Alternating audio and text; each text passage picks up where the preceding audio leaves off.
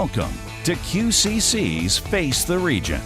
Face the Region is produced by Quinsigamond Community College to assist our region in attaining educational, economic, and personal prosperity.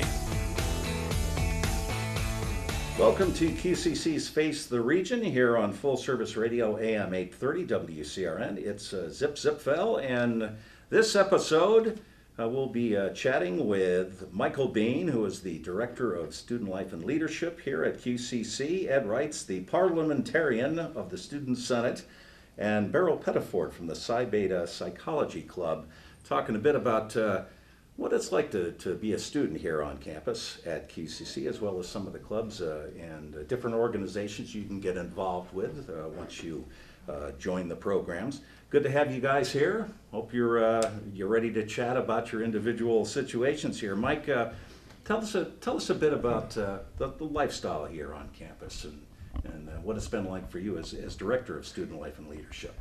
Well, it's only been a short time so far. I just started in November, so I'm just kind of figuring how things work here. But one of the things that we do have here is we have a wide variety of programming that we offer here. I mean, we cover it all. We have cultural, we have social, we have recreational with the athletics that we have here. We got classes up at the athletic center. We got trips that they go on for social events. So we have a wide variety of events here. Open to all students? Open to all students, yes. But obviously, depending on what your interests are and athletic activities.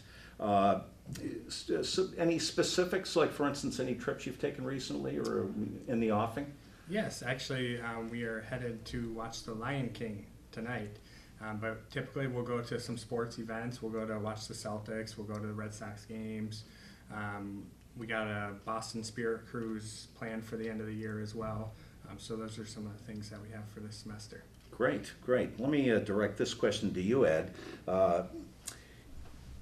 Being that students don't actually live here on campus, how does that work in a typical student's life? I mean, obviously, some kids works.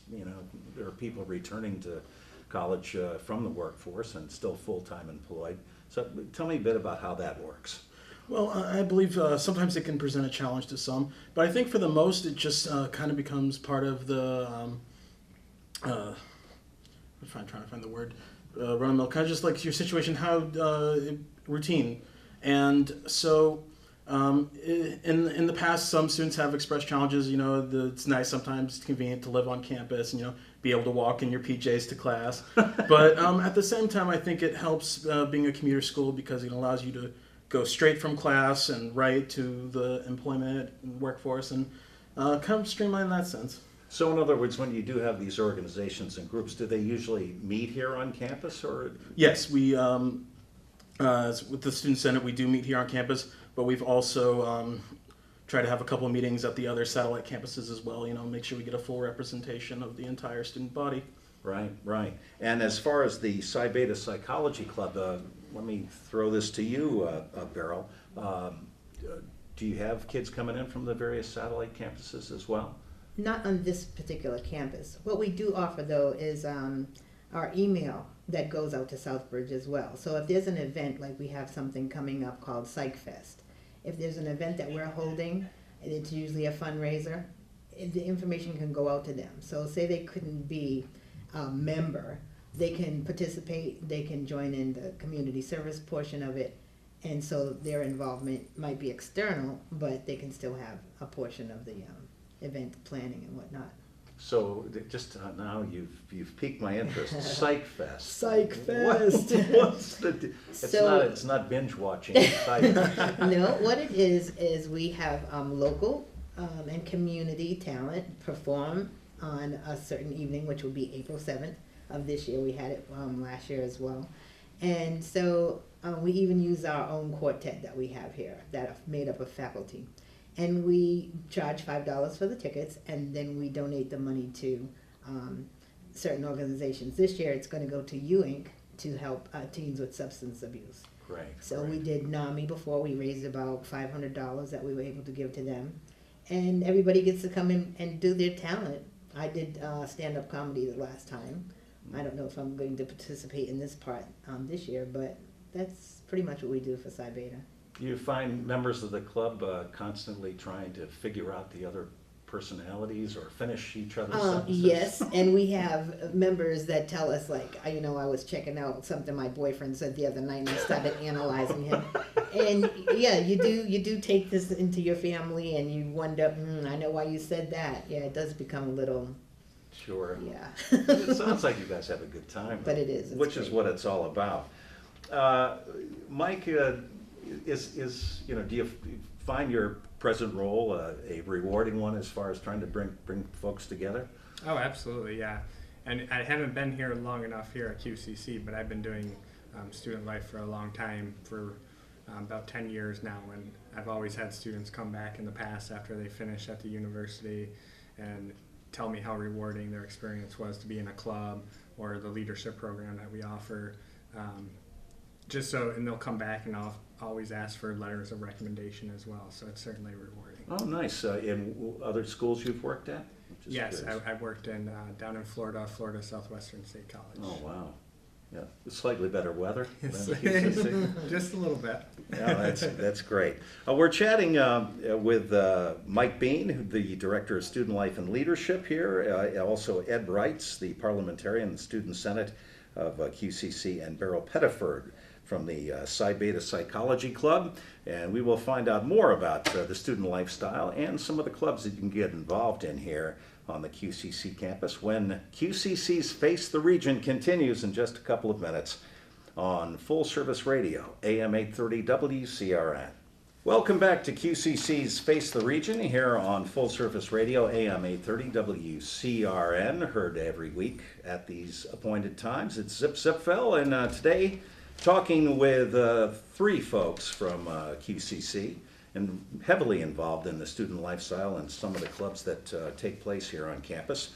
Michael Bean, the Director of Student Life and Leadership, Ed Wrights, who is a parliamentarian of the Student Senate, and Beryl Pettiford from the Psi Beta Psychology Club. And during the break, Beryl, you were telling me a bit about your own personal experience and how critical some of the student life aspect of coming back to QCC or coming to QCC in the first place, and how much it meant to you just getting involved and getting a foothold.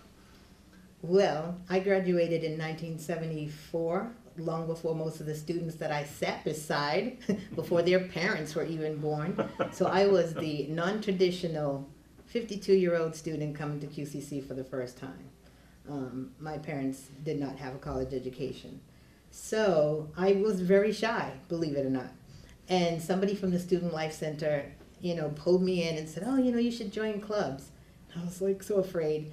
But that got me to be president of Alana, which is our diverse group.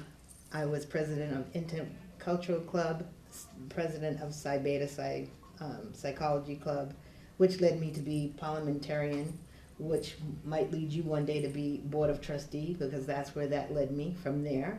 I also joined the Open Door Newspaper Club, which I am now staff writer and editor, along with a couple of other people that have just joined us. And it was the clubs that kept me together. Academically, I do pretty well in school, but some days when those books are just getting to you and you don't want to even come in, and you think about the dedication you have to your club, and then you come to your club and you embrace everybody, and it's such a community feeling, then you forget about your little problem you might have had thinking about an assignment that you need to pass in. So I think it's led me to the job that I even have today, because I've also worked as orientation leader, and the job that I have now is speaking to students on the phone, thousands of them, to remind them of certain events that are coming up or some document that might need to be signed. And I feel like everybody knows me here. I can't walk down the hall without somebody saying, oh, that's you, your poster's downstairs, or whatever, and I don't want to leave, ever. Well, I certainly would not categorize you as a wallflower by any stretch of the imagination. Well, I was. I know. They brought me out. It's funny, you and I actually are in the same age group, and I have at times thought about going back to school, although I haven't really acted on it. But I admit, I ask myself, Jesus, would I feel comfortable being with so many young people, and so I could see where It's wonderful, because I learned from them too. You know, they might learn something from me, they ask me some questions, but I learn the commitment that I see in them, the path that they have, that they know their future, what they're gonna do, and it's starting here. It inspires me as much as I inspire them. Well, life experience, which you bring to the table, which is great. Sure. Mike, let me ask you this. You mentioned that you Florida Southwestern? Yeah, Florida South. Right, which is, where is that located? Fort Myers. Oh, Florida. Fort Myers, okay, Fort Myers Beach, that's a lovely vacation spot. Some of the different challenges between, obviously, dealing with a vacation type campus to more of a hardworking New England weather lifestyle here at QCC. Yeah, absolutely. Well, you know, was that an adjustment for you? Not as much as you would think. We were both commuter schools. Oh, they were? Although, Oh, okay. Although they just added dorms right before I left, but we had multiple campuses there, so I worked on one of the smaller campuses where it was a commuter campus Right. as well. So there really wasn't too much of a difference coming from obviously the weather. But, Right. but yeah, it's pretty similar. As ethnically diverse and age-wise as well? Absolutely, yeah, Yeah. absolutely. Yeah. Does that now, when you go to bring those types of organizations together, you kind of have to keep all of that in mind? Is there ever a language barrier in some cases to try to get students involved? Yes. We have language barriers. We have gender diversity. I mean, we have Sure. cultural diversity. We have all sorts of diversities that we have to plan our programming around in order to make sure that we're fulfilling the needs of all of our students here. Right. Are the students free to make suggestions as far as clubs they'd like to see or trips or organizations? And Yeah, absolutely. Any student that if we don't have a club, if they're interested in something we don't have, they can just come to Student Life and start their own club. Right. Now, when you say student life, is that a The Fuller Student Center, that's Oh, where okay. Student Life is. Yep. is that also on the QCC website? Is there a / Yes. Yep. and are most of the events listed there as well? Yeah, all of our events are on the online calendar, the events calendar.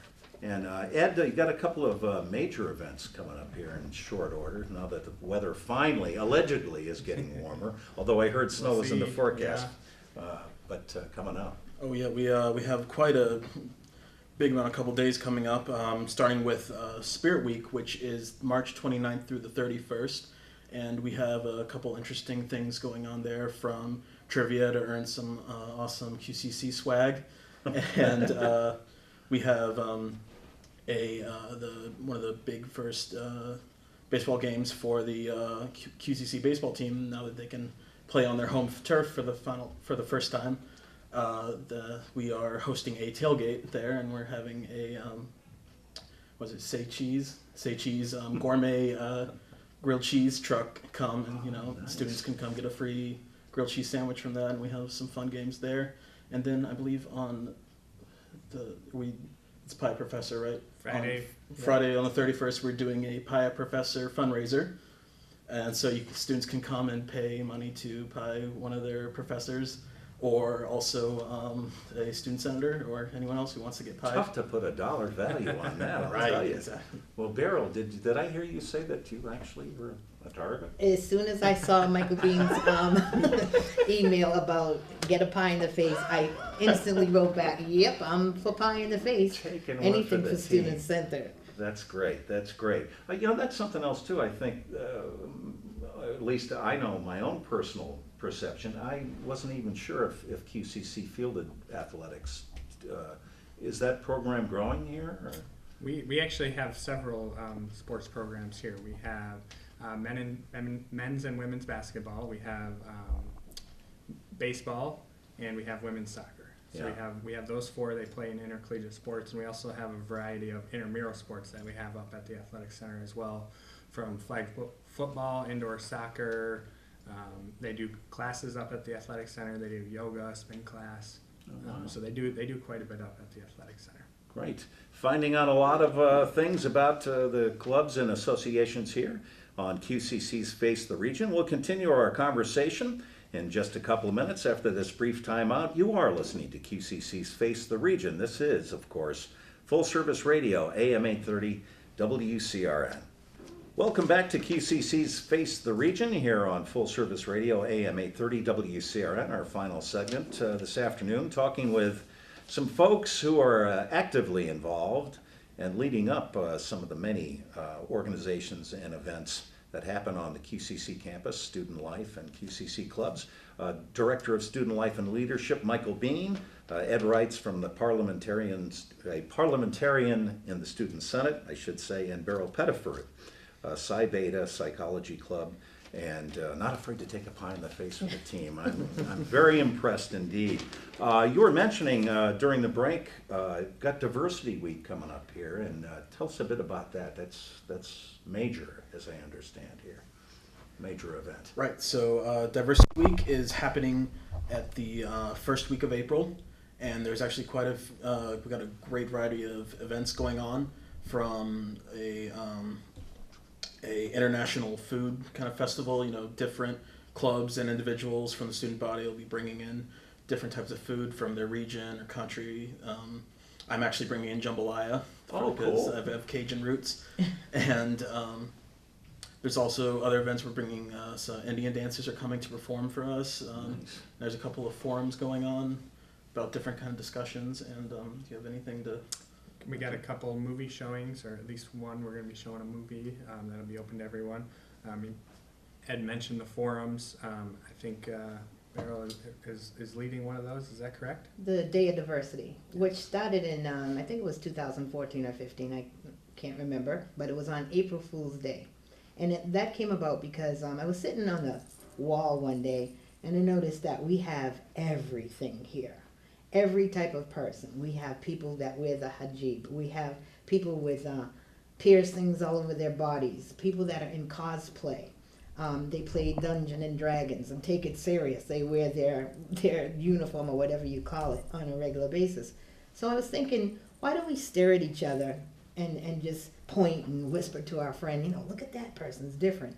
So I developed a thing called Day of Diversity, where I just started walking up to students and saying, would you give a few minutes of your time to describe why you're unique? And they're like, sure. So we had some time at the Hebert Auditorium, and we just had a panel of different people, and they came up and they explained their diversity. And it was awesome. So we spoke to Dr. Carberry about it, and she said, you know what, I'd like to see that happen every year. So now, last year we had African drumming, we had the dancers from different countries. I think we had 5 different types of candy that came from everywhere. Switzerland, you name it. We had all kind of ethnic food. And so now you can see, this campus has always been diverse. I've been here since 2008. But now you see people are becoming even more friendly. And they're sitting together in the cafeteria. This is promoting a united front for the school. Yeah, that's terrific. It's funny you mentioned that the Dungeons and Dragons. Oh, I love it. Well, no, but everybody has a particular interest in to be able to sort of flesh those out and figure out what how many people would be involved in that. And Yeah, they made me play it. Make it happen. And I had to drink the blood of a dragon. Pie in the face, drink the blood of a dragon. What's next? Well, I can tell you, it's the Wyvern Day of Services. That is coming up too. That's another aspect I think that really bears mentioning. A lot of the clubs go a long way in paying back to the community for the involvement, and play a huge part in helping out the greater Worcester community. Yeah, and I think that's one of the things people forget about when they talk about student life, is all of the things that you're going to get out of being involved. It's no secret out there that it's going to be tough to find a job when you graduate. It's not as easy as it was 10, 15 years ago. So it's important for them to be involved outside of the classroom. Whatever else they can do to add to their resume is going to help them either transfer to the university they want or get the job that they want. So it's very important. And one of the things that we have coming up is the Wyvern Day of Service, which is April 22nd. It's from 9 to 1. So what we do is we partner with several organizations here in Worcester, and we take about 2 busfuls of students and faculty and staff, whoever wants to help out, and we take them to the locations.